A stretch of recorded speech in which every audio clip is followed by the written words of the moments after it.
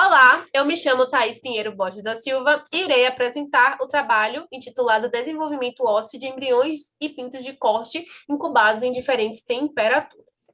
Bom, com o aumento da demanda de mercado pela carne das aves, ocorreu um melhoramento genético voltado para o ganho de músculo em um menor tempo de vida desses animais. E esse melhoramento acarretou o aparecimento de ossos mais porosos e frágeis, trazendo, assim, um aumento de problemas locomotores que afetam diretamente o bem-estar, o desempenho e causam impactos econômicos à atividade. E a incubação?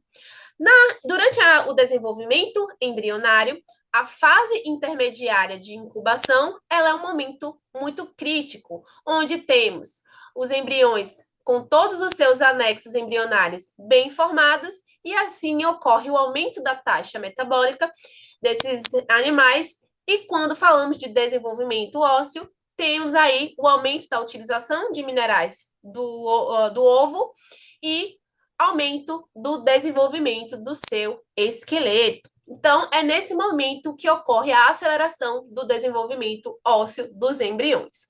E as oscilações de temperaturas experimentadas por esses embriões durante essa fase de incubação podem trazer impactos diretos na sua taxa metabólica e assim podendo trazer impactos ao desenvolvimento do corpo desses animais como um todo, bem como o desenvolvimento do seu esqueleto. A partir disso, o objetivo do nosso trabalho foi avaliar as características morfométricas, biofísicas e mecânicas da tíbia e fêmur de embriões e pintos recém-eclodidos, incubados em temperaturas abaixo e acima da padrão. Um lote de 2.464 ovos de um mesmo lote de matrizes foram selecionados e acondicionados em 4 incubadoras de estágio único, que continham sensores da temperatura da casca do ovo, e a viragem e a umidade relativa foram mantidas constantes durante toda a incubação. A fase inicial de incubação, todas as incubadoras tiveram a temperatura de 37,8 sendo mantidas, e na fase intermediária de incubação, houveram manipulações térmicas de acordo com o tratamento. A partir do 18º dia de incubação, então foi feita a transferência desses ovos para bandejas de nascimento, e assim, a partir de 468 horas de incubação, começou-se a retirada desses pintinhos eclodidos de 12 em 12 horas. Tivemos 4 tratamentos de temperatura da casca do ovo, onde o primeiro tratamento foi o tratamento controle, em que os ovos experimentaram a temperatura padrão de incubação durante todos os 21 dias de embriogênese. Os outros tratamentos, então, nos outros tratamentos, os ovos experimentaram diferenças de temperatura de acordo com o tratamento na fase intermediária de incubação. Então, tivemos o tratamento com temperatura da casca baixa, onde na fase intermediária, esses ovos experimentaram 36,7 graus. Tivemos o tratamento 3 com temperatura alta, onde os ovos foram mantidos a 38,9 graus na fase intermediária, e o tratamento 4 de temperatura da casca muito alta e os ovos sendo mantidos a 39,4 graus constantemente durante essa fase intermediária. As variáveis ósseas foram analisadas, então, ao 18º dia de incubação e durante a eclosão. Então, nesses 2 momentos, 14 pintinhos por tratamento foram retirados aleatoriamente e tiveram suas tíbias e seu fêmur esquerdo retirado para análise de morfometria de peso absoluto e relativo, comprimento e diâmetro desses ossos. Também foram feitas análises de resistência à quebra e também análise de cinzas. Esses mesmos pintinhos, nesses mesmos períodos, tiveram a tíbia e o fêmur direitos retirados para análise de calcificação por coloração diferencial com um sistema de captura. O experimento foi... O delineamento experimental foi inteiramente casualizado e os protocolos experimentais estão todos de acordo com as diretrizes do Comitê de Ética de Utilização de Animais para experimentos da UFPA, protocolo 2217.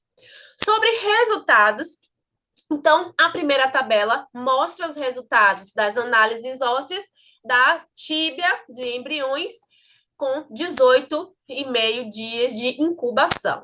Podemos perceber que o peso absoluto, o comprimento, a largura, cinzas, calcificação, taxa de calcificação e força para a quebra foram afetados e esses ossos tiveram seus pesos diminuídos com as variações de temperatura dos tratamentos, destacando o tratamento de temperatura muito alta que causou um maior impacto para esses parâmetros de morfométricos, biofísicos e mecânicos.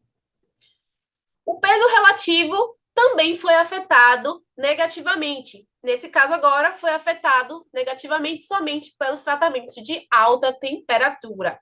E a gente destaca, então, o tratamento de temperatura muito alta, que trouxe um impacto maior para o peso relativo dessas tíbias. No momento da eclosão, também as tíbias seguiram sendo afetadas negativamente pelas variações de temperatura. Então, temos o peso absoluto, largura, cinzas, calcificação e força sendo negativamente afetadas com as variações de temperatura e destacando para a temperatura muito alta, que causou um maior impacto a essas variáveis. Sobre peso relativo e comprimento desses ossos, tivemos, então, impactos negativos somente para tratamentos com altas temperaturas, onde o tratamento com a temperatura muito alta teve um impacto maior em relação à temperatura alta. Sobre as características morfométricas, biofísicas e mecânicas dos fêmurs, durante o 18º dia de incubação, tivemos, então, impactos dos tratamentos de alta temperatura no peso e no comprimento desses fêmurs, destacando para o tratamento de temperatura muito alta, que trouxe um impacto muito maior em relação à temperatura alta. Sobre o peso relativo, largura, cinzas, calcificação e força de resistência, força para quebra, desculpa, tivemos aí também impactos negativos trazidos pelas variações de temperatura, onde a gente também irá chamar a atenção para o tratamento de temperatura muito alta, que trouxe os maiores impactos para esses parâmetros analisados no fêmur durante o 18º dia de incubação. No momento da eclosão, também houve impactos negativos de todas as variações, de temperatura, destacando também o tratamento de temperatura muito alta, que foi o que trouxe mais impacto negativo para todos os parâmetros de fêmur na fase de eclosão.